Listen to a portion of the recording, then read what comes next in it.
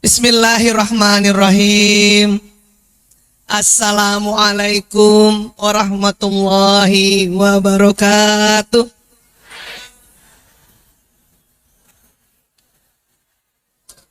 Alhamdulillahirabbil alamin. Wassalatu wassalamu ala Rasulillah nabiyina tahbihi ajmain. Amma ba'd. Insyaallah luar biasa ini. Panitia mengamanahkan kami untuk membahas berdamai dengan masa lalu. Jadi Allah menciptakan otak ini memang menyimpan memori-memori. Ya, kalau bisa lihat gambar itu gambarnya, kalau nggak bisa lihat nggak apa-apa. Ya, coba pegang dulu kepalanya semuanya. Pegang kepalanya dulu. Iya. Ada otaknya? Ada. Takut lupa. Coba belai dulu otaknya ya Allah. Coba bersyukur dulu. Terima kasih ya Allah, Engkau berikan otak. Masya Allah.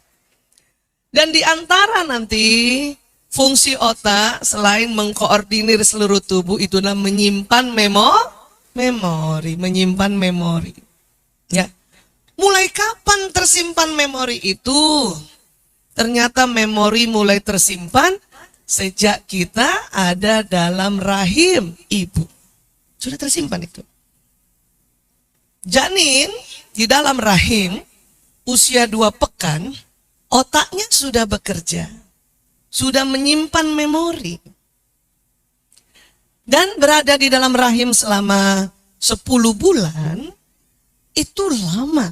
9 sampai 10. Ada yang memang keluar cepat, 7 bulanan. Yang disebut prematur. Jadi sudah menyimpan, 2 pekan itu sudah menyimpan. Ya, sudah menyimpan. Itulah kita jadi ibu nih sewaktu hamil, masih ingat kata orang tua, hati-hati ngomong, jangan ngomong sembarangan, jangan lihat sembarangan, kan gitu ya. Jangan dengar sembarangan, kan gitu. Jangan melakukan hal-hal yang sembarangan. Orang tua kita, nenek moyang kita, walaupun belum belajar otak, itu mereka punya pengalaman luar biasa. Pengalaman itulah yang sering dijadikan ya satu prinsip-prinsip atau pegangan, atau orang sekarang bilang quotes ya gitu.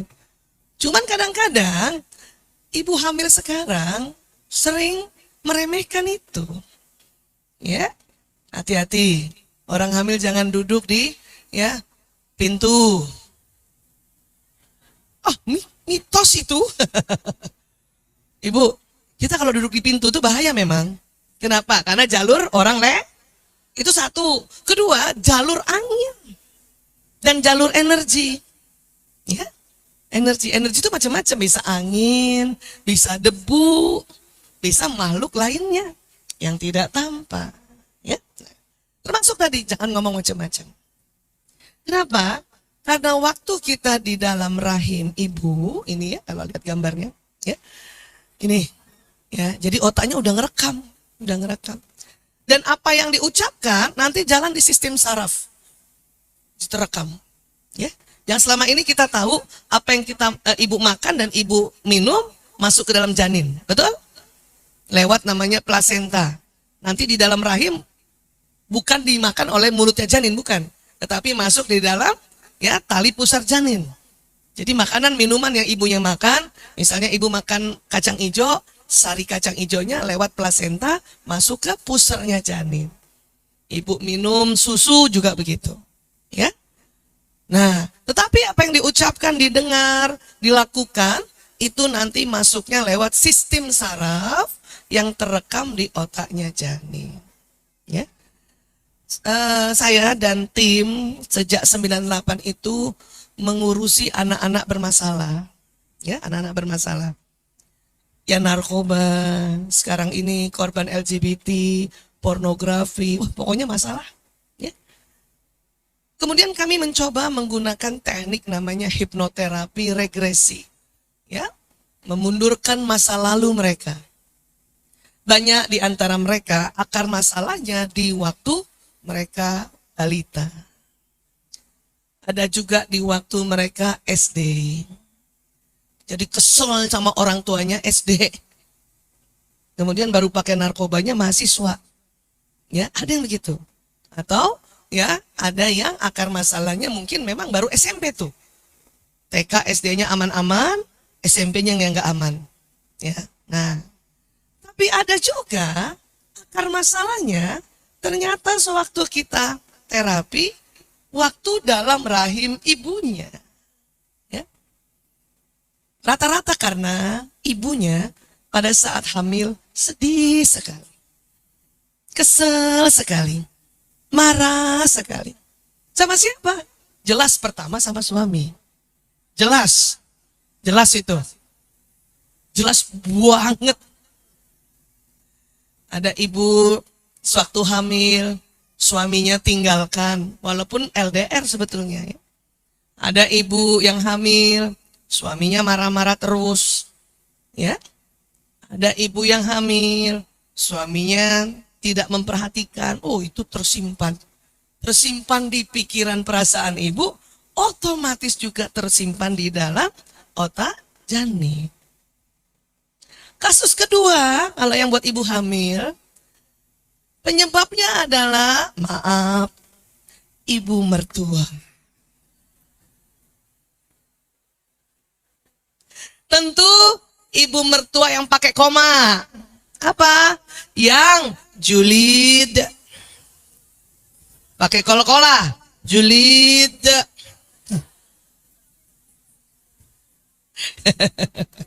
Siapa yang sudah jadi ibu mertua? Mantunya perempuan. Kalau rajin taklim insya Allah tidak julid. Tapi kalau nggak taklim, anak mantunya lagi hamil, habis subuh nggak keluar kamar, mulai datang. Belum keluar ya. Nanya gitu aja, sama lehernya agak panjang dikit, itu sudah juga termasuk tanda-tanda julid. Ya, memang posisi ibu laki-laki tinggi. Karena secara hukum memang berdasarkan sabda Rasulullah SAW, anak laki-laki milik ibunya seumur hidup. Makanya secara hukum ibunya laki-laki tinggi kedudukannya. Ya. Kalau anak perempuan milik ayahnya sampai ayahnya menyerahkan pada suami pada saat ijab kabul. Terus nanti ibu yang ibunya perempuan cuma dong.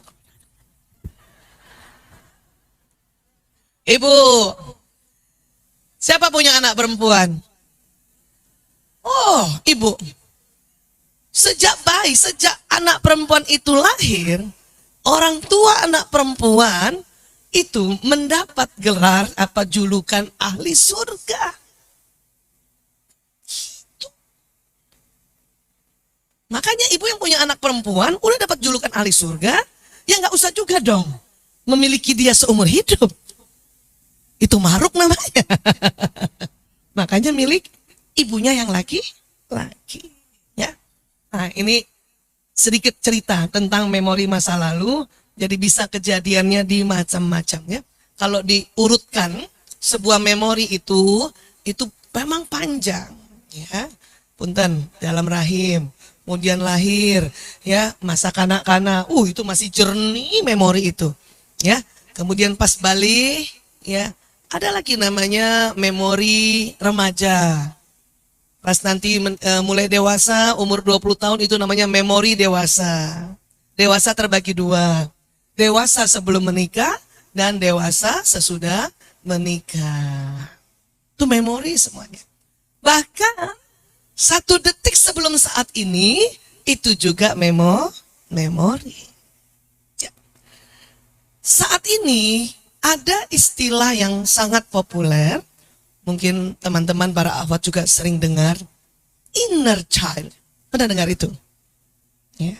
Inner child itu sebetulnya artinya memori masa kanak-kanak yang dimulai dari dalam rahim, kemudian sewaktu lahir, bayi itu mungkin ya dari 0 hari dia lahir sampai usia 1 tahun. Setelah 1 tahun disebut kanak-kanak sampai dia balik. Itu total itu namanya memori inner child. istilah sekarang. Ya, perlu juga kita belajar sebuah istilah sehingga satu ketika baca berita, dengar berita, ada yang mengucapkan inner child, otak kita sudah ngerti bahwa itu memori masa kecil sampai balik. Ya, nah. Tentunya di dalam memori masa kecil ada peristiwa-peristiwa yang membuat kita senang, nyaman, aman. Tapi ada juga yang membuat kita mengalami peristiwa-peristiwa yang membuat luka. Maka inner child, memori masa kecil yang penuh luka, itu istilahnya wounded inner child. Ya, wounded ini luka pengasuhan masa kecil. Karena banyak yang nggak ngerti, disangkanya inner child itu sebuah hal-hal yang jelek semua, bukan. Ya, bukan. Paham ya? Jadi inner child memorinya masa kanak-kanak, mulai dari dalam rahim, bayi, kanak-kanak sampai sesaat dia balik. Memori itu banyak beragam, ya. Karena ada yang mengatakan aku nggak punya inner child kok. Keliru, inner child itu memorinya. Mereka dia menyangka bahwa yang namanya inner child itu memori yang buruk. Jadi ngomongnya aku nggak punya inner child, loh. Nggak pernah kecil dong. Yang betul adalah aku nggak punya wounded inner child. Nah, itu kalau memang nggak punya luka. Tetapi otak manusia ini, apalagi waktu kecil, ya, itu masih sangat jernih, ya, karena otak ini terdiri dari sambungan-sambungan koneksi neuron. Nah, ini kalau boleh lihat, kelihatan nggak? Nah itu terjadi kabel-kabel, sambungan-sambungan, terikat di otak kita, terikat, benar-benar terikat, ya. Nah, waktu dalam rahim ini lagi jernih-jernihnya, dia terikat. Waktu bayi lagi jernih-jernihnya, dia terikat. Waktu kanak-kanak lagi jernih-jernihnya, terikat. Ya. Makanya memori masa inner child itu, masa kecil itu memori murni yang terlanjur mengikat baik peristiwa yang positif maupun yang negatif. Bu Aisyah, saya nggak pernah loh jubit anak sekarang, alhamdulillah. Udah nggak pernah loh aku kalau ya mukul anak, alhamdulillah. Tetapi luka pada anak ternyata bukan hanya sekedar dipukul, dibentak, dihardik, dicubit, bukan. Contoh, seorang ibu yang bekerja, ya, suatu ketika dia janji sama anaknya, nah, insya Allah ya nanti jam 5 sore, bunda yang suapin kamu, bunda yang mandikan kamu, ya, ya. Baik, ini anaknya perempuan. Bunda kerja, dia senang nih anak perempuan berharap 5 jam 5 sore. Ada sebuah peristiwa indah yang nanti dia alami bersama bundanya yang sibuk bekerja. Tetapi kali ini bundanya bisa datang di sore hari. Dia duduklah di ya teras rumah. Udah. Anak-anak kadang-kadang dijanjin jam 5, setengah 5 udah duduk. Ternyata bundanya ini sewaktu mau keluar, setengah 5 jadi jarak antara kantor dengan rumahnya setengah jam. Dipanggil pimpinan untuk lembur. Aduh. Ya. Terus si bunda ini teman-temannya udah pulang sebenarnya, karena pulang tuh kan setengah 5. Ya. Cuma nih bunda ini emang sering banget ditahan sama pimpinannya untuk lembur gitu. Ini lagi ditahan. Aduh, dia harus cepat-cepat telepon rumah nih. Udah benar kan bundanya tuh. Pas mau telepon, dia nggak nyangka lowbat tuh HP. Cari dia charger. Nggak ke bawah. Aduh. Teman-teman dia mau pinjam, teman-temannya udah pulang. Waduh. Aduh. Mau bilang, maaf Pak.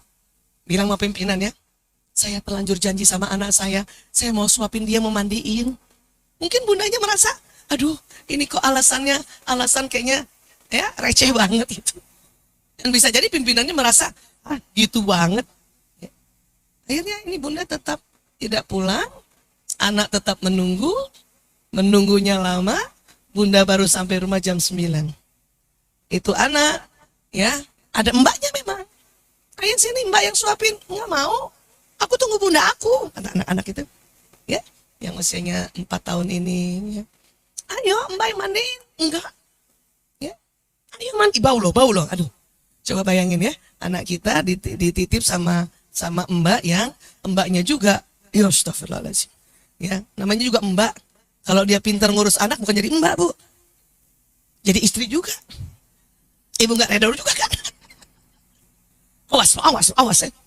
Itu aja otaknya anak sudah tersambung sebuah luka. Walaupun bukan dari ibunya luka itu, tetapi dari pengganti pengasuh ibu. Ya, itu sudah ya. Jam 9 baru pulang. Itu anak tuh udah luka tuh sebetulnya. Nah, luka-luka seperti itu yang zaman sekarang banyaknya. Luka janji yang tidak bisa ditepati. Bukan luka dipukul. Kalau yang lahir 60-an masih luka dipukul. Ada yang lahir tahun 60-an? Coba angkat tangan. Saya lahir tahun 60-an, oke? Coba angkat tangan. 1, 2, 3, 4, 6, 5, 10. Oh, Bu, udah tinggal dikit generasi kita, Bu. Udah mau punah. Yang 70-an, lahir 70-an. Nah, ini juga masih luka nih. Masih luka karena pukulan nih. Iya, Bu? Iya, iya nggak, Bu? Masih dapat cubit? Masih. Cuman kita tahun 60-an dan 70-an rupanya tidak menjadi luka karena yang dimarahin. Nggak cuman kita. Tetangga depan juga dimarahin. Tetangga samping rumah dimarahin. Bukan kita doang yang dicubit. Tetangga depan dicubit, bahkan digesper. Astagfirullah. Itu juga sebetulnya membuat luka. Ya, membuat luka. Nah, sekarang. Namun, ya, Allah menciptakan ya sambungan-sambungan ini memang tidak bisa dilepaskan lagi kalau peristiwa itu sudah kita alami dan mengikat emosi. Jadi kalau peristiwa yang mengikat emosi pada saat kita alami sangat sedih, sangat kesal, sangat takut, sangat marah, sangat jengkel, ya, itu terikatnya kuat sekali. Demikian juga yang positif, sangat senang, sangat syukur, sangat gembira, itu juga terikat. Kalau yang biasa-biasa aja, tetap terikat, cuman yang beda lem yang keluar dari itu saraf-saraf itu beda lem. Kok ada lemnya Bu Aisyah? Iya, tapi istilahnya bukan lem. Ya, kalau istilah kimianya neurotransmitter. Tapi nanti Ibu malah lupa kalau dibilangin lem, ingat kan? Lem banyak jenisnya kan, Bu? Lem apa yang paling kuat saat ini? Coba. Korea lagi. Indonesia nggak bisa Pak bikin lem kuat. Ada Ananda di sampingnya. Masya Allah. Libur ya, Nak? Iya, lagi libur. Jadi ikut Umi ya. Masya Allah. Ya. Lem, ada lem yang kuat. Biasanya lem kaleng kuat. Ya, ada lem yang biasa-biasa aja. Ada lem juga yang cepet banget lepasnya. Lem apa yang cepet banget lepasnya itu? Ya? Lem nasi? Ibu pernah bikin nasi jadi lem. Dia nggak lengket di kertas, malah lengket di tangan ibu. Jadi di otak kita itu mengeluarkan lem, tapi namanya neurotransmitter. Kita pakai aja bahasa umum, lem. Jadi kalau peristiwa biasa-biasa aja, itu yang lem keluarnya, lem yang biasa. Jadi daya rekatnya tidak kuat. Tetapi kalau pakai emosi, sangat. Nah, gitu. Ya, paham ya? Nah, ini yang terjadi. Di mana nanti letaknya Bu Aisyah? Letak dari memori-memori ini ya di dalam otak. Bolehkah tahu di mana? Boleh. Karena sekarang sudah ada penelitian, ya. Kalau otak emosi itu di tengah otak, di tengah. Coba bayangkan. Tadi punya otak kan? Ah ya, bayangin. Di tengah otaknya ada otak emosi yang ukurannya sekepalan tangan masing-masing. Coba kepalkan tangan. Nih, segini otak emosi Ibu. Bayangin di dalam. Kalau masih kecil ya masih kecil ya. Iya. Coba sekarang bandingkan sama teman-teman di sebelahnya Bu. Gedean siapa Bu? Ada yang gede? Ibu yang kepalan tangannya gede nggak usah minder. Bukan emosi Ibu yang gede. Ini kalau gede tangan kita karena kolesterol. Jangan langsung merasa, ya Allah gede banget. Tapi memang kurang lebih segini. Pernahkah kita marah waktu kecil dan kita bilang, awas loh gitu? Selain mau nonjok itu mau bilang ini otak emosi saya. Segini, di dalam, bayangkan. Nah, emosi ini sangat mempengaruhi pikiran dan perasaan. Ya. Dan yang punya otak emosi bukan hanya manusia saja. Hewan golongan mamalia punya emosi, punya otak ini. Ya, paham ya? Itulah makanya salah satu hikmah pada saat anak dilahirkan, setelah diazankan oleh ayahnya oleh kakeknya atau siapapun laki-laki yang ada di keluarga kita, diazankan telinga kanan, azankan telinga kiri, tersambung tuh.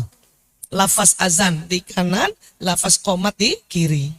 Kemudian di hari ke-7 atau hari 14, hari ke-21 atau kelipatan 7, ya. Memang bukan hukumnya wajib, tetapi hukumnya sunnah, sunnah muakkadah, sunnah muakkad yang cenderung wajib. Apa yang kita lakukan?